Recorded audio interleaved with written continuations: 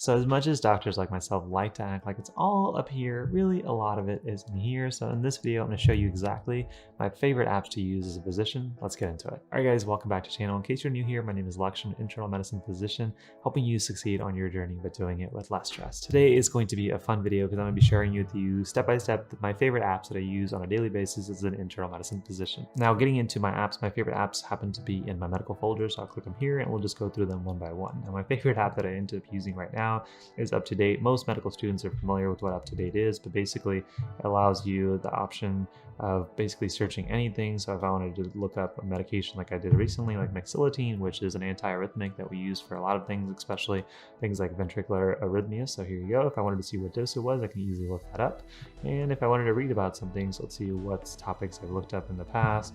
I looked up aspiration pneumonia and kind of guidance on antibiotics recently, so I can just kind of go treatment for things like chemical pneumonitis and read this really quickly. Now, the best part about being a physician is just being able to get through some of this information, quickly answer a question from a patient or a fellow medical student. And so really, I've gotten really good at just like searching information really quickly. So I love UpToDate. So if you don't have it on your phone, ask your institution if they give you access. And if they do, definitely make sure you put it on your device. Now, my next favorite app that I love using, mainly for the source of questions, because there is some downtime on my day-to-day, whether I'm waiting for something to happen with a patient or I'm waiting for my attending to kind of come around. I love using MKSAP. Now, MKSAP is your equivalent of something like UWorld for medical school, where you're essentially using questions to help you study. For me, in my case, my internal medicine boards that I'll be taking next year. So I can easily kind of set up quizzes. And so right now I'm on a consult service for cardiology. So I can just do questions every single day. And so if I'm waiting for the attending or if I've seen patients and I'm waiting for new patients to come, I can easily do these questions. And so my performance really doesn't matter to me, more so I just kind of have these questions around. And it's a really great tool because as I'm making this video, I'll have to take my boards in about a year, but now having to do this in a very stressful environment and just kind of casually doing questions throughout the day makes it very fun. Now, my next favorite app that I love using is the HumanDx app. Now, I've talked about this in past videos, but if you're really wanting to flex your muscle as a physician and see certain cases and seeing if you can solve them as information presents itself, almost as if they were your patient, and that's amazing. So for example, here is a 55-year-old with progressive abdominal pain and weight loss. And so if I want to click on this, it gives me their HPI. That actually may be a case that I've already solved. I did. So I solved that answer already, but I can click solve right here. And this just gives me a 58-year-old with ear pain and facial palsy. And then it just gives me part of their history, and I can click start. And it forces me to put a diagnosis. If I read about this in bilateral ear pain, I may think about, a mass or a tumor, and I'm going to be very lazy here. But you can just say neoplastic disease and next finding, and then it gives you their HPI, so you can read about stuff like that, and eventually it will give you their past medical history and their labs and every kind of piece of information, just like as if you're their doctor, would be able to be used to say, oh, this is what I think the diagnosis is. And the nice part is eventually, as I do cases, it'll actually will give you whether or not. So like I solved this case at some point in my life.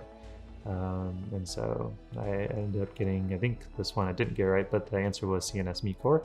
So it's a great resource to, again, I usually end up doing this when I am in the elevator, kind of going up and trying to see if I can solve the case before I get to my next patient of the day.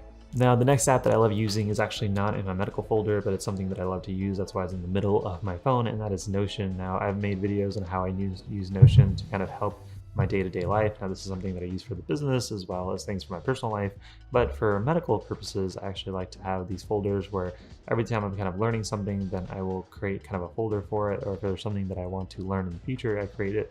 For example, as I just finished a whole month on the heart failure, heart transplant service, then I basically created a bunch of different notes on things that I was reading. And the beauty of Notion is that I can filter and sort. So for example, there's a filter right now on all the topics related to cardiogenic shock, but let's just say I want to remove that. And I click done.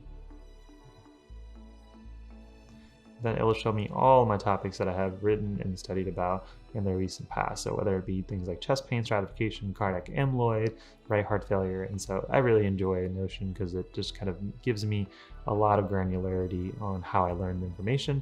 And then it's also nice because whenever I want to study or teach somebody like a medical student, then I can just say, oh, what do you want to learn about? Okay, you want to learn about inhalers or treatments of COPD or asthma. I already have a topic of that. Or if you want to learn about fungal workup, hyponatremia, kind of already made these topics. And so I can easily pull this up on my phone, get onto a whiteboard and teach, and most importantly, make sure that I still remember the information. Next up, we're going to go back into my medical folder, and one of the apps that I got as an intern that I don't use as much anymore, but I think I definitely would recommend that you guys have this on your phone, is MD on Call.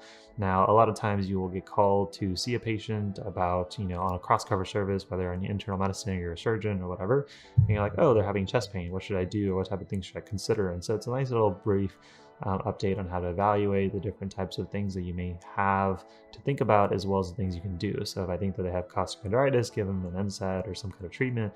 If it's a panic attack, I can give them some Ativan. And if they're having something like bradycardia, which can be really concerning if you're a brand new doctor, then being able to understand, okay, what type of things should I be considering? What type of things should I be getting? Should I be getting an EKG? Answer is definitely. And then how do I manage that, especially if the patient is doing worse and they're possibly going to code, then here are the things that I need to know and the doses that I need to be aware of. So having that in your back pocket as you're going to your patient's room and just reading about it, super helpful. Now, MD on Call was an app that I had to pay for once, but again, it's been super helpful because especially when I was a brand new intern, I was like, oh, the patient has really high calcium. I'm not really sure what to make of that. And then it gives me a nice diagram that I can kind of look in through and say, oh, these are my diagnoses. These are the further tests that I should send. By the time my attending gets there for the day, I'm like, oh, patient was hypercalcemic. This is what I ordered. You just kind of look like a boss. Now, the next app that I love using that is not in my medical folder, but is just an app that I love using on my drives is things like Google Podcasts or your favorite podcast platform. So then I can listen to things like Cardio Nerds or Human Clinical Problem Solvers and just kind of check out all their cases. And if I want to watch a case for the next day, I can just click, plus, and then it'll be ready. Luckily, my car has Android Auto, so I can just plug this in, hit start, and then my touchscreen will actually know that I want to play this podcast for the next day. And so I'll just play it without having me connect through Bluetooth or anything. But both of those podcasts are amazing. I love kind of going through them on my day-to-day, but also love learning about other things. So like real estate, and then watching or listening to podcasts about those, because even though you're in medicine, you need to be able to know the main things about being an adult in the future, finance being a really big, important part of them. So I love using apps like Google Podcasts, as well as reading apps like Scribe and Kindle that I can do when the day is not as busy as a doctor and try to read about something, whether it be medical or not. Now, finally, an app that I still have on my phone, but I tend to use more when I was an intern and brand new to things like procedures, and probably will be helpful to some of my surgeon friends or procedural friends, is Touch Surgery. Now, this is a really, really cool app, and so I definitely recommend it if you haven't seen it. But let's just say you are going to do a bedside procedure like an abdominal paracentesis. You want to take some fluid out of somebody who has like cirrhosis, or you want to just send it for testing, but you're not really sure how to do it. So you can click Start. We'll just click Restart, and basically it will walk you through how to position the patient, how to have the ultrasound and what you're looking for, and then it'll actually force you to kind of be interactive and put the ultrasound there, what type of things you'll be looking for on your ultrasound, and as you move up and down below, and then essentially what you will be doing. And we can do the whole procedure kind of virtually, and kind of practice actually cleaning the patient off.